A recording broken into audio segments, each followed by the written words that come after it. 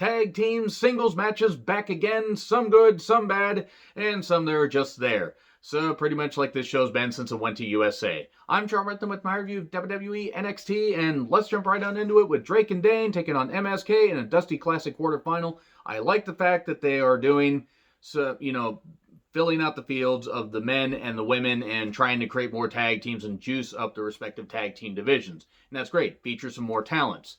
The problem is they've neglected the men's tag division for so goddamn long that we're going to need more than just like 1 or 2 tournament matches to really care about these teams. Drake and Dane are fine. I never really cared for them as a team, but they're good athletes. And MSK, they're really good athletes as well. They were great as the Rascals in Impact. And we get a blockbuster pinning Drake 1, 2, 3. That's pretty much it. MSK then will take on either Metalik and Dorado or Lego del Phantasm. And then we get to Dunn, Lorcan, and Burch arriving. Bring Pat McAfee back quick, please. Please, at some point. He really did add a lot to this group. It's not that they're bad on their own, but Pat really was, he was the blasting cap for them. We then get Mackenzie sitting down with Kurt Stallion. Mackenzie was all over this show, by the way, talking about shooting stars and going down that old town road and riding till he can't no more. And also wanting to get the Cruiserweight Championship from Escobar. And then we get Jessi Kamea and Aaliyah with Robert Stone. Great. They're still trying to make the Robert Stone brand happen in 2021, when it shouldn't have even started to happen in 2020. They take on Dakota Kai and Raquel Gonzalez.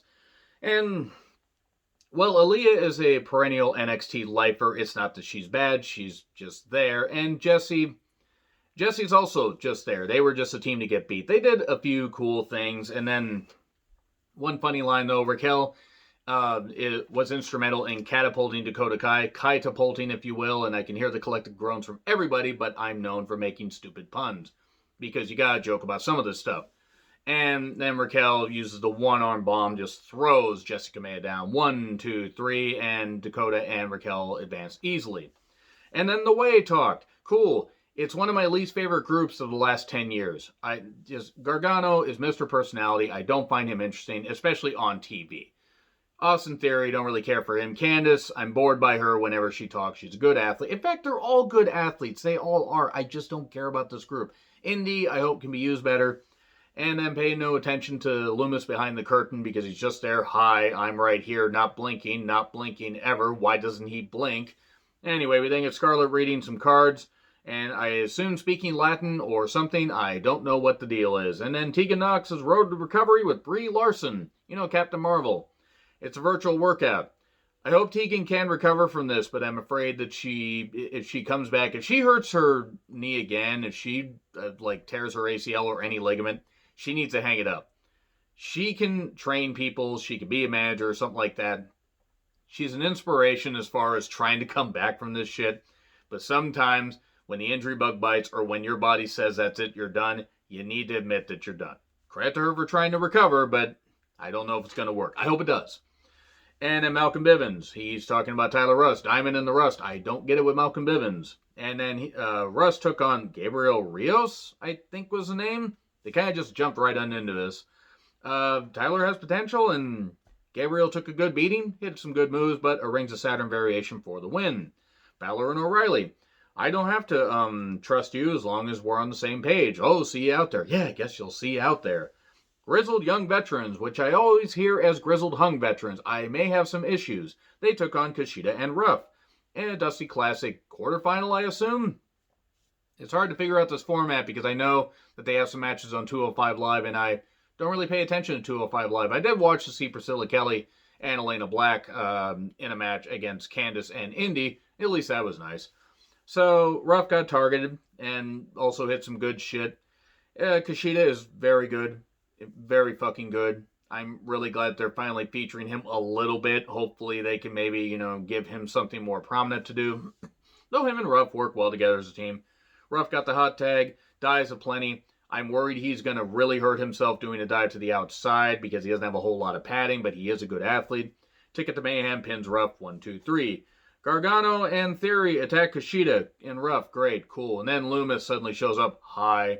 And that's about it. One really needs not go on about anything involving Gargano anymore. Cut to the backstage, where we have Stallion saying that Lego del Phantasm laid him out. And the match is off. And then Regal confronts him and says, well, if Stallion gets attacked next week, then there will be serious consequences. Okay. Is he going to send, like, chariots after them? What is he going to do? Is he going to punch him out with the power of the punch? Yes, I did just recently watch the Royal Rumble 2002. I don't know really what Regal's serious consequences are going to be. Oh, and there's a tarot card from Scarlett on Escobar's bag. Is Karrion Kross going to go after the Cruiserweight Championship? I think he's over 205 pounds. Toni Storm promo talking about her history being Rhea Ripley for the NXT UK Women's Championship and wanting to ruin Io. Excuse me while I try to purge my brain of any thoughts right there. Here's Io. I will fight you anytime. I don't like you. Brief brawl. Mercedes comes in and attacks Io.